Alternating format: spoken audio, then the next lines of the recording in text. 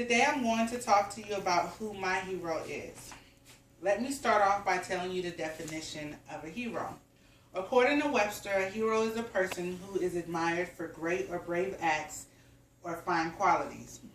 Some major characteristics of a hero are courage, sacrifice, determination, dedication, honesty, loyalty, conviction, responsibility, and wisdom. To me, that describes my father to the T. My father has always been here for me and my family. Some of the most important things that my father taught me was the importance of family, the difference between right and wrong, how to budget, how to be respectful, and carry myself like a young lady. And all of these things are important and necessary to succeed in America today. I am one of the few lucky people that can say that they even have a father in their lives to look up to and call their hero. According to the U.S. Census Bureau, 24 million children in America live in biological father-absent homes. This is very sad to hear because every kid needs a father figure in their lives who they can look up to and call their hero. Let me ask you, have you ever sat back and watched the little kids play with their friends, and they may play cops and robbers, and they know that the cops are the good guys and are supposed to take the bad guys to jail for robbing the innocent people? Or maybe they'll play Spider-Man or Superman, and they act like they're going around town saving the people from the bad guys. This is a prime example of them looking up to and admiring a hero. They are acting out and doing what they believe is right. And I'm thankful to say my father taught me the difference between right and wrong. One of the biggest things he stressed to me was saving your money and doing a budget so that I and my family will be taken care of. Throughout my childhood, I was fortunate enough to always have a roof over my head and never go without utilities. My brother and I always had food on the table and clothes on our backs. I know there have been plenty of times where he and my mother struggled, but me and my brother never went without it.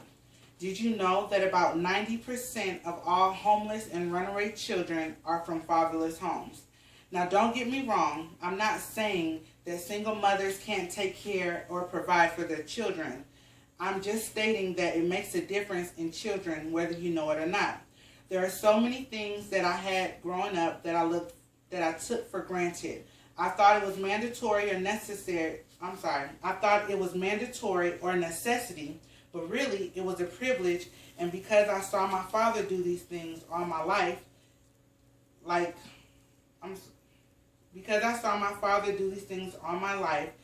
feel like I need to do the same thing to my kids and for them. It's only right.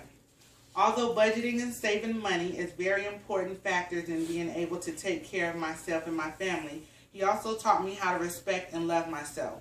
If you don't, then who will? It might sound like such an easy thing to do, but so many people battle with this every day. I was always daddy's little girl, and he treated me like a queen. He taught me how to be independent and do for myself. He always told me to make sure that whoever I decided to be with treated me the same way, just like how he treated my mother. I was taught that it is a man's responsibility to cherish his wife and to be a provider for his family, and that is exactly what I look for in a man now, and teaching my kids the same thing when they grow up. It all starts when they're young.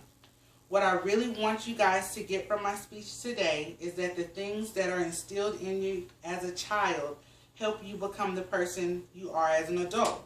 Not everybody is fortunate enough to say their father taught them key and vital elements to be an adult, and because of that, I'm grateful and proud to say that my father is my hero.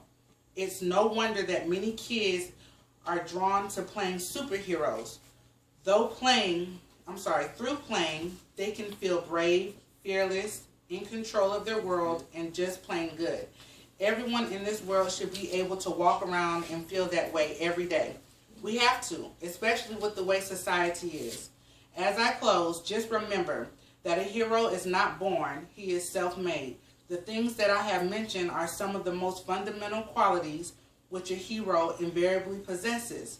We all do possess some of those virtues, which I have talked about. However, what sets a hero apart from everyone else is that he can be said to be the highest or the perfect embodiment of all these virtues.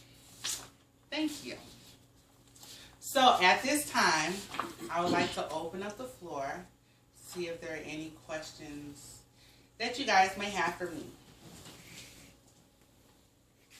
Yes, Jared. I have a question. Do you look up to any other superheroes?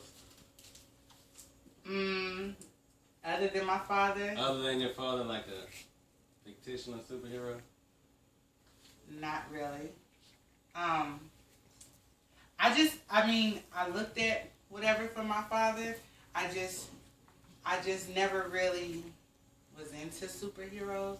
I was a cook, so I stayed in the house all the time cooking or playing with dolls. But I had my father all my life, so I felt like if I wanted to do something, I was with Daddy. So that's about it. Anything else? No. Well, thank you for coming out and listening to me today. I hope you have a good day.